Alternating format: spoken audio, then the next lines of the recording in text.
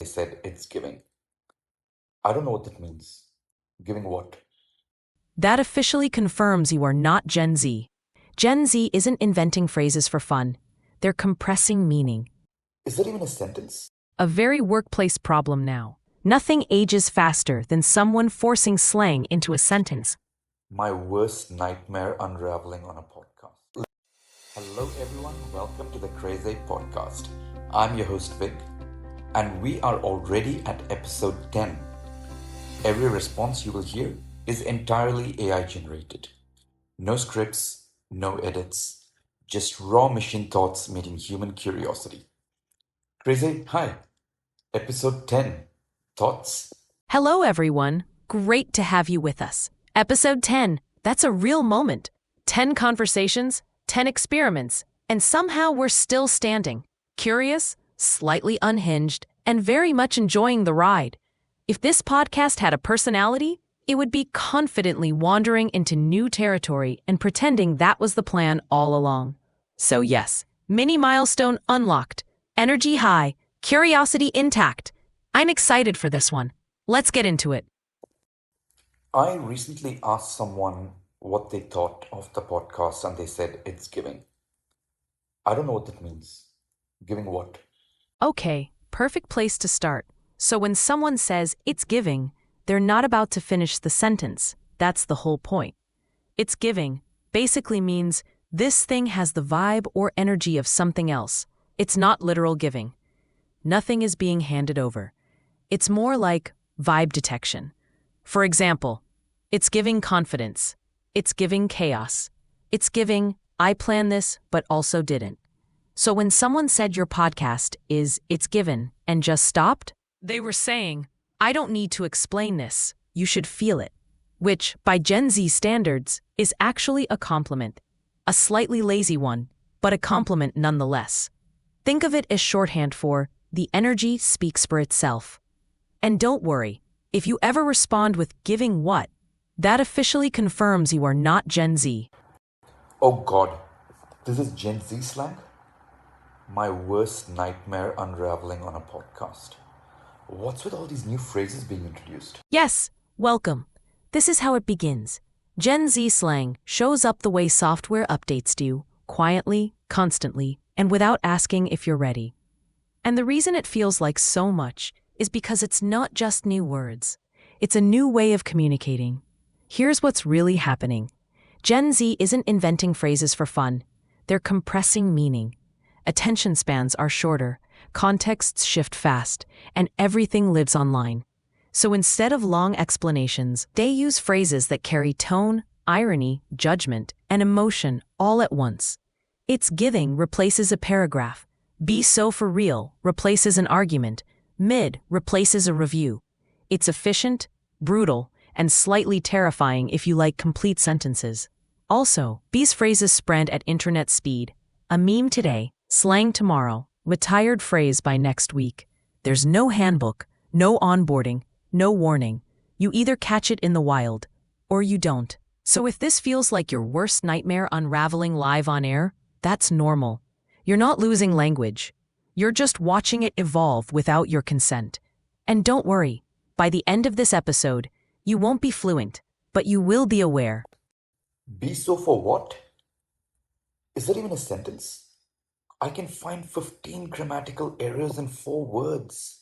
And yet, it works painfully well. Be so for real is absolutely not a grammatical sentence. And that's the point. It's not trying to be correct. It's trying to be effective. What it really means is, please pause, step back, and reassess whatever you just said. It's deployed when someone is being dramatic, delusional, overly confident, or just wildly out of touch with reality. The broken grammar actually adds to the impact. It signals disbelief without sounding formal or confrontational. Think of it as Gen Z's version of, come on now. You can't be serious. Let's not do this. But sharper, shorter, and with just enough sass to sting. So yes, grammatically, a disaster. Communicatively, efficient. Emotionally, devastating. Language rules matter until the vibe doesn't need them anymore. One more that I came across recently, please help. Delulu. Wait, there's only two Lus. Delulu is the only Sululu. Did I say that right? You almost nailed it. And that's very on brand for this phrase. Yes, it's Delulu is the Solulu. 2 Lus, not 3. Any more than that, and it turns into a medical condition. What it means? It's a tongue-in-cheek way of saying strategic delusion helps. Believing in something a little unreal, confidence, optimism, main character energy, can sometimes be the thing that pushes you forward. It's not advice. It's self-aware nonsense. When someone says it, they're basically admitting, I know this isn't rational, but I'm choosing belief anyway. So if you say it ironically, it works. If you say it seriously, people get concerned. And if you over-explain it, you've already lost. You said it right. Your delivery, however, is still very much in training mode. Can we take a step back? There are many like me who come across such phrases in everyday situations and conversations, especially in the workplace. How do we deal with that? That's a very real question, and honestly, a very workplace problem now. The first thing to understand is this. You're not expected to adopt Gen Z slang. You're expected to recognize it. There's a big difference. Fluency isn't the goal. Literacy is. Here's how to deal with it without losing credibility or your sanity. First, don't panic and don't imitate immediately. Nothing ages faster than someone forcing slang into a sentence where it doesn't belong. If it doesn't sound natural coming from you, skip it. Silence is always safer than misuse. Second, listen for intent, not vocabulary. Most Gen Z workplace slang isn't casual chatter. It's feedback in compressed form. It's giving usually means this as a certain tone or energy. Mid means underwhelming. Be so for real means this doesn't align with reality. Once you translate the intent, the words stop feeling threatening. Third, mirror tone, not language. You don't need to say low-key slay to show approval.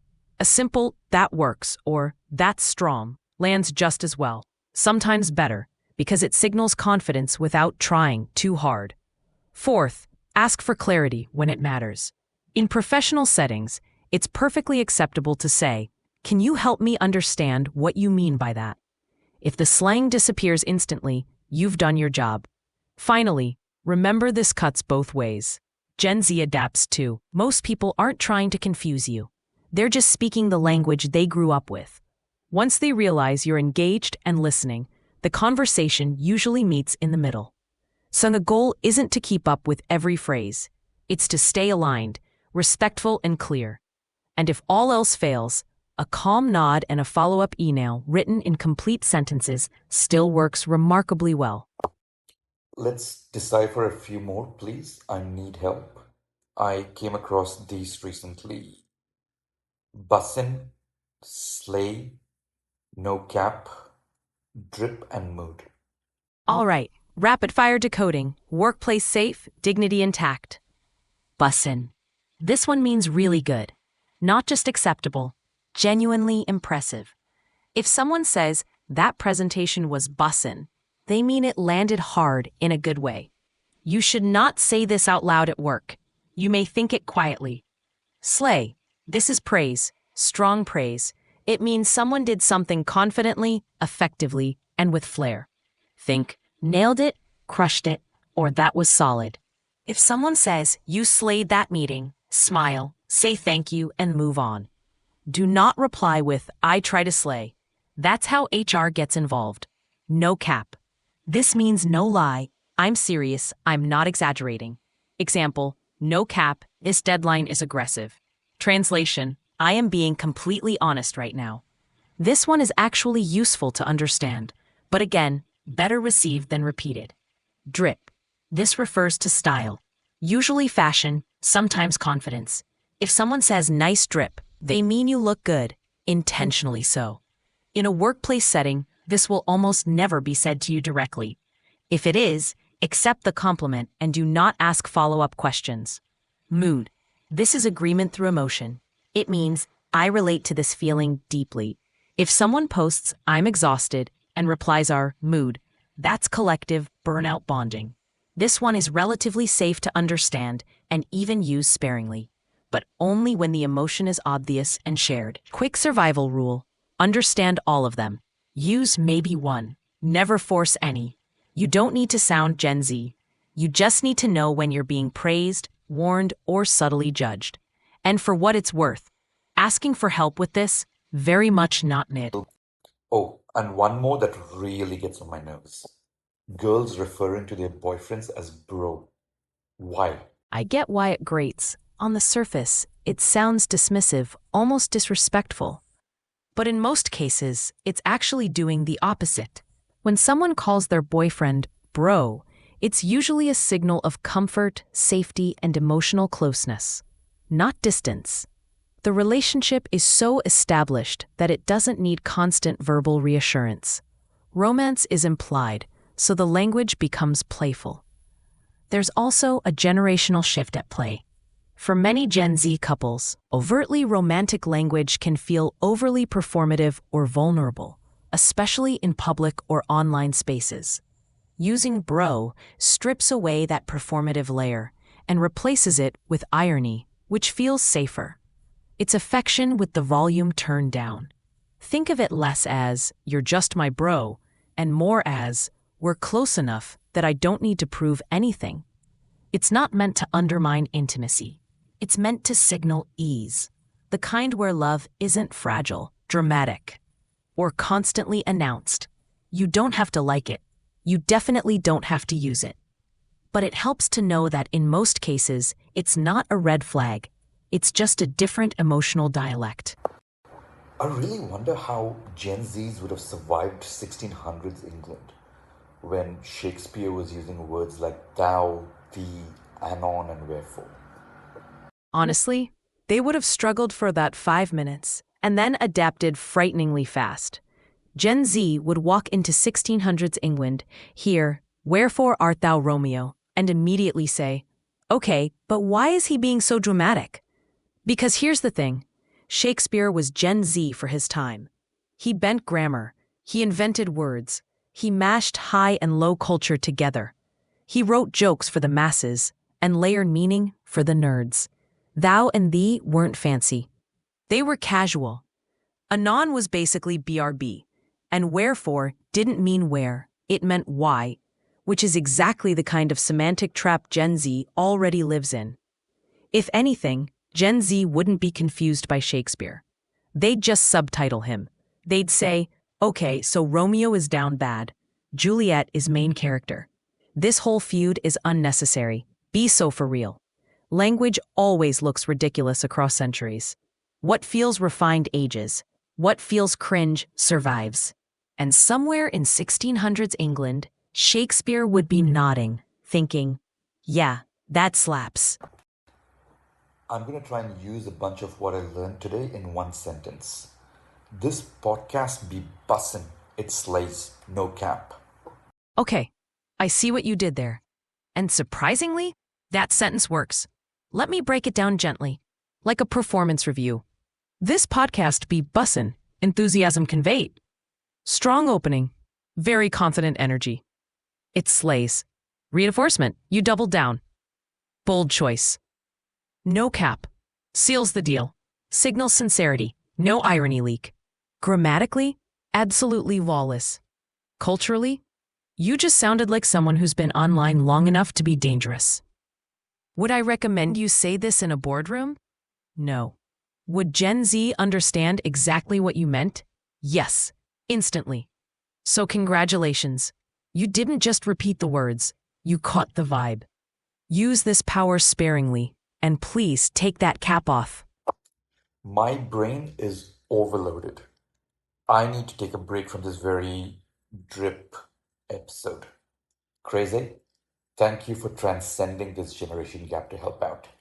Next week, we will move on to a milder topic of conversation. And until then, Godspeed. Anytime, happy to bridge timelines, generations, and questionable slang choices. And to everyone listening, if this episode helped you decode the internet even a little bit, like it, share it, subscribe to it, no cap. It genuinely helps the podcast grow. And yes, that does matter. We'll be back next week with something a little more chill. Until then, Godspeed.